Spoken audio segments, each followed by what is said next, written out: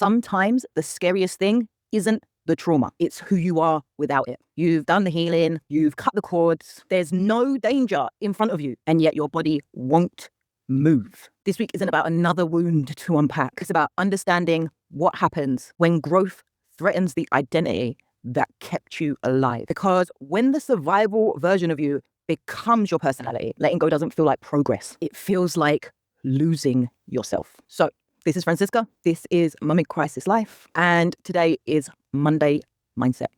This is Mummy Crisis Life, where we don't just talk about healing, we unpack it properly.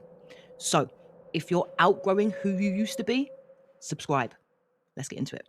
Okay, so yesterday I said so much stuff, so I want to really try and make this Monday Mindset as succinct as I possibly can, but knowing myself that that's probably not going to happen because I'm not a very succinct person. Okay, so yesterday I was talking about so much stuff.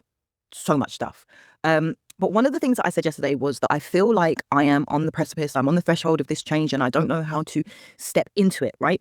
But that simultaneously, I don't feel like there's anything left to fix. I don't feel like there's anything that I need to do. There's no healing that I need to do. I've cut all the cords. All of those attachments are done. I understand everything. I overstand everything, right? So what is it about me not being able to step forward, right? Because the question is this, right? If there's no danger, why is it that my body feels like there is danger? And I think it's really simply explained when you look at kind of like your nervous system, your autonomic nervous system, what's happening in your body at any one given time. And, everybody's going to know by this point that we have a sympathetic and a parasympathetic nervous system. And depending on what state we're in, we're going to be in fight or flight or whatever else, right? And if you don't know, I'll find a video. I spoke about it a lot.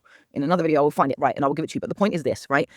Is that your sympathetic nervous system, when it kicks in, that idea of like fight or flight, that I can either overcome, I can overpower this threat, or I can escape it, right? When neither of those things feel like they're possible, i.e. the threat is perceived, it's not tangible, it's not something that you can like externally influence, it's like an internal threat or this perceived thing or this notion of something or a belief system or like reminiscent of the past and all that sort of stuff. There's no way I can escape it and I can't fight it. I can't fight myself, right? So anyway, when you can't do that, what happens is that your body freezes.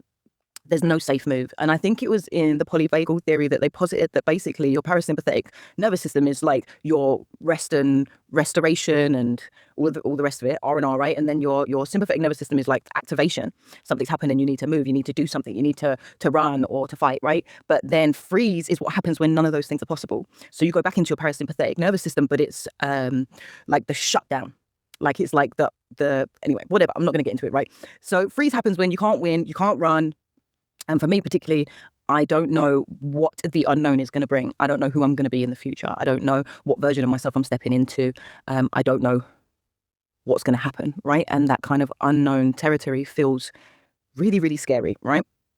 So it's not really about it being like a weakness. It's not about it being something to fight or to run from. It's about a threat to your identity, a threat to your ego, a threat to the version of yourself that your ego has told you is the safest version. And it feeling like actually moving from this version of myself into a version of myself that I don't even know, I've not tried out, I don't know anything about it, that feels scarier than staying in this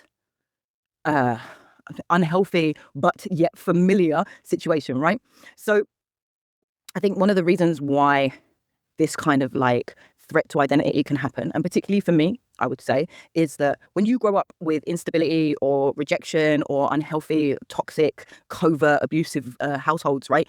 What happens is you begin to build meaning out of those experiences, right? So you begin to tell yourself like, okay, all of those experiences, they made me strong. They've made me a really deep person. They've made me really compassionate. They've made me really understanding. They've made me different to everybody else. They've changed my perspective and the way that I see the world. I can see the world differently now because of these experiences. And this is why I care, right? And over time, all of those messages that kind of reconcile the experiences that you're having, they become, this is who I am. This is who I am in the world, right?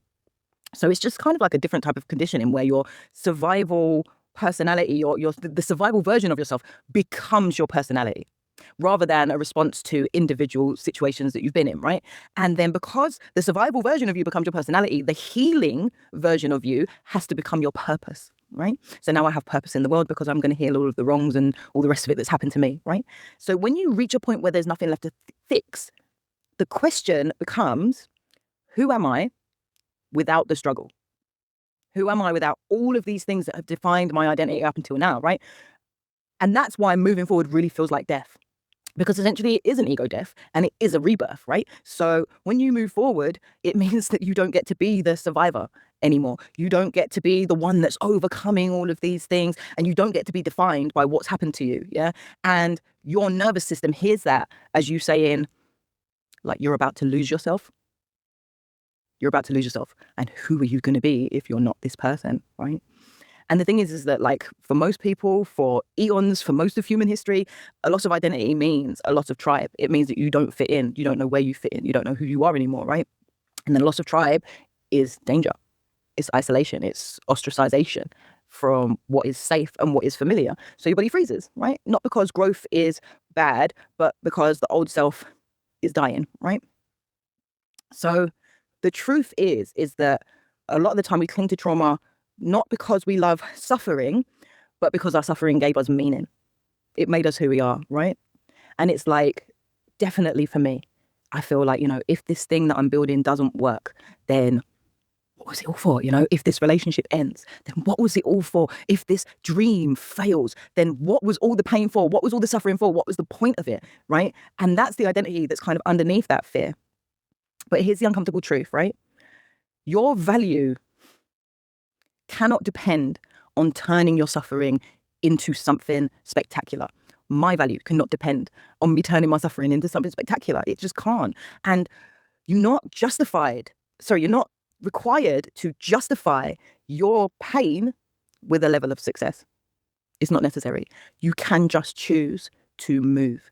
You can choose to move forward, knowing that it's scary, knowing that it's different, knowing that it's like this untangible fear, knowing that the old you has to die, knowing that means you can no longer be this version of yourself, knowing that what you're stepping into feels completely unfamiliar and uncomfortable because of like the lack of familiarity, right? It's possible. So if you find yourself at this crossroads, at this threshold, here's some things that I would hasten for you to ask yourself, right?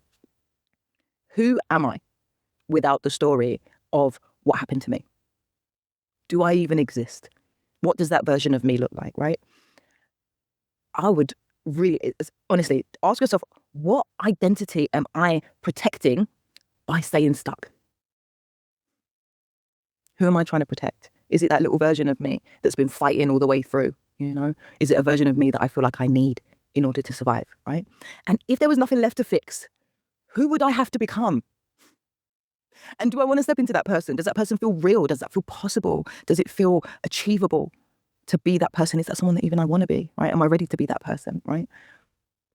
And I guess the last question is, are you scared of failure, or are you just scared of being ordinary? And I think this is a big question that I'm asking myself at the moment, because if you take it all away, if this thing doesn't work out, if I don't step into this new version of myself, then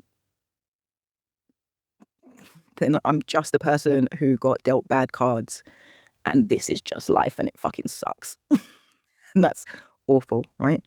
But here's what I would say, right? Sometimes growth doesn't require more healing. It just requires you to let go of the version of you who survived. Just let that version of you rest. All right, cool. So if that sounds like something that you want to do, come back on Thursday for Chrysalis Tools, and we're going to do a practice that does exactly that. But for now, if this resonated, don't just scroll away, subscribe and stay in the process. On Thursday in Chrysalis Tools, we're doing a practice to help you let the survival version of you rest. And if you're standing on your own threshold right now, let me know, and I'll see you on Thursday.